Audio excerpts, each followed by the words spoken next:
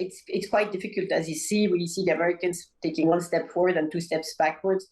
I mean, they're not very clear as to how they stand as against helping us. Now, maybe it's just President Trump's way of pushing us the way he wants. So the Secretary General of NATO, Mark Rutte, is in London, as I say, for meetings with the Ukraine Contact Defence Group. The leader of Ukraine, President Zelensky, has said that Russia sees a lack of strong sanctions against it as a permission to continue the war. We can take the views of Senator Hélène Conway-Mouret, the Vice President of France's Defence Committee. Senator, welcome to you. Hello, good afternoon. Thank you for joining us. Now, before we get onto that matter, we need obviously to talk about the Middle East. What is your reaction to the bombing of the Hamas leadership in Doha, Qatar? Well, it's just another expression of the way the Mossad is just able to penetrate, Syria, the Lebanon, and now Qatar. Having extremely precise information as to where to locate those that they want to eliminate. Now, from a political point of view, I'm not sure that it is a good idea to actually eliminate those that you're supposed to be negotiating with. If maybe, the reason behind that is that Israel do not want to negotiate anymore and just want to continue with the war and go to the end of it, which is what the Israeli Prime Minister has announced. Yes. But I think that's not leaving any space at all for negotiations and just leaving the whole, resolution of what's going on to war. And it's never a good idea. The Israeli government, of course, they argue that the Hamas leaders that they struck or sought to kill are the very ones who were responsible for the massacre on October. Yes, maybe so, but they're the ones who are negotiating. I mean, that happened with the Taliban and, in other peace negotiations. So, I mean, unfortunately, the Palestinians are not represented by the right people. The Hamas and the leaders of the Hamas are the only ones today that, have a kind of legitimacy as against, the Palestinian people. But, of course, nobody has forgotten what happened on the 7th of October. But, I mean, life has to go on. And we see today that we have tens of thousands of Palestinians being killed and dozens every day in an ongoing war, and a war that goes far beyond just the revenge or what actually triggered it initially with the total occupation of Gaza, and maybe the same with the West Bank. So I mean, this is a kind of a new political, if not religious, kind of ambition that Israel is displaying, and I'm not too sure that a lot of its neighbors, agree with that. Now, we all agree that, we have to do away with terrorists and those who, perpetrate such horrors. But, I mean, there are prisons also to put them away, if they're in danger to others. All right. Now, look, even as we discuss this developing and important story, I do not want us to neglect the story of Ukraine and the continuing war there. Talks going on today in London on that subject. As I say, we've seen 20 people dying in the region Donetsk overnight. Do you believe that Ukraine's friends in Europe, including France, can do anything to turn the tide of this war? Well, I mean, we have a small country, Ukraine, which 3 years down the road is still able to stand up to one of the most powerful countries in the world, and the Russian army. So, I mean, they have displayed such courage, such creativity as to how to use the old equipments that we have given them and so on. If today, and indeed I believe this is part of the discussions that are going on, we are able to ensure the protection of the air space over Ukraine, I think, and that would be a good job that the Europeans could do. I think, yes, we could actually help them to turn around the tide today, which is kind of, not in their favor. But then when you see what the Russians are putting against them, it's somehow incredible that they're able to resist, and yet they do. So if we help them a little bit more, I think they will be able to do the job, because they have done it so far and they have proven it. Now, President Trump is due, I'm sure you know, in the United Kingdom next week. Are you one who believes President Trump can be persuaded to take tougher action against Russia?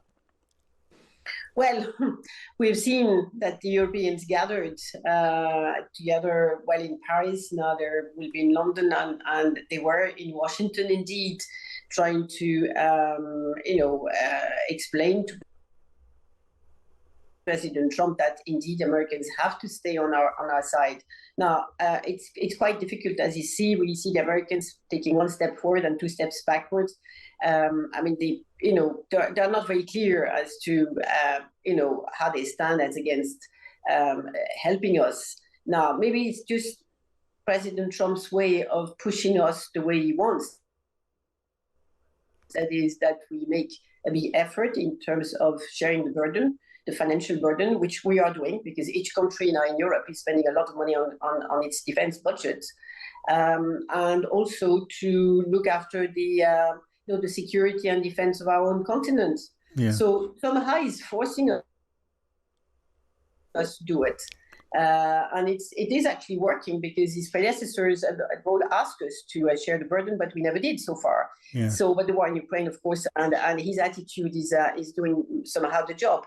So yes, I think President Trump may be unpredictable. He may change his mind, but let's bet that he can change it the right way, and that we will find the right words to show him that it is also in his own interest that Europe remain in peace, which is what really all these meetings are about.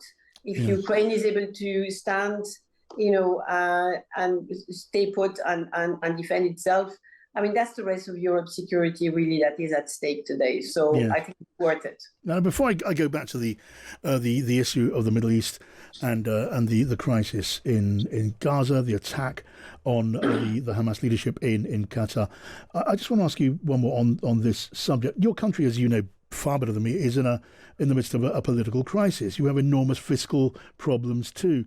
Does that make it difficult, Senator, for France to do what it wants to do by way of strengthening French defences against the threat from Russia?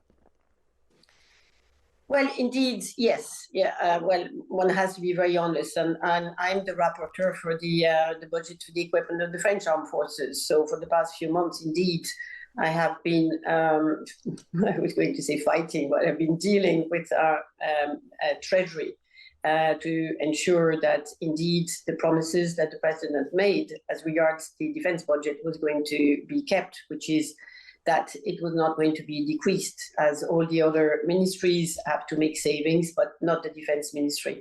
So yes, it is not coming at the right time. And even from a political point of view, it is not the right time, as there's just so much at stake. It's the war in Ukraine, it's the immigration reform for the EU, it's the commercial war with the US. I mean, there's just so much happening that having a president on the international scene and the national scene at the same time is, it's a bit difficult. So yes, it will be better if France was in a better financial, state. It is not, but we just have to pull through and just keep what our priorities are. And indeed, the defense budget remains a priority for us all. Right. Okay. Now let's just return to the question of the Middle East, because in the minute or so that remains to us, and again, thank you for joining me on the programme. What is to be done? Can anything be done to contribute to the discussion on the future of the Middle East in a way that might make any difference, that might bear on the mind of Israel's leaders? The French leader, the president of France, has been very critical and has been criticised in turn by Israel ferociously. Is anything to be done, can be done, to become again an influence in that region, or is that simply now a lost cause? No, it cannot be a lost cause, because all of us have very tight links with that region, and indeed, it is as important as Ukraine, as any country really in the world today. The way we're all connected, indeed, is now the one that has a say in that is the United States.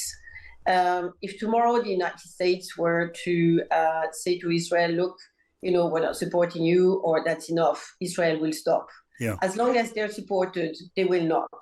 Now, if you remember with Ukraine, initially, President Trump said to the Europeans, and I remember it very well because I was in Munich at the time, and his envoy was extremely clear. He said, well, the Europeans have nothing to do at the negotiating table, neither has Ukraine. And people were just, felt that was outrageous. I say, well, it's the country that has been attacked that has a say indeed as its own future. But we were not invited. And, down the road, President Trump is starting listening to us because indeed he sees that he hasn't resolved the Ukrainian problem or war as he has indicated he was going to do in his own election program. Yes. And now I think, he may feel somehow, if he gets good information, and I hope he does, as to what is actually happening in Gaza today. Okay. And that should maybe help us to, through the United States, to indeed put pressure on Israel. Us on our own, I'm not sure that indeed today Israel will listen to us. And right. I think, for the sake of all these civilians, we need to do something. All right, Senator, thank you for your thoughts on the programme this afternoon. Senator Hélène Conway-Mouret, who's Vice President of France's Defence Committee.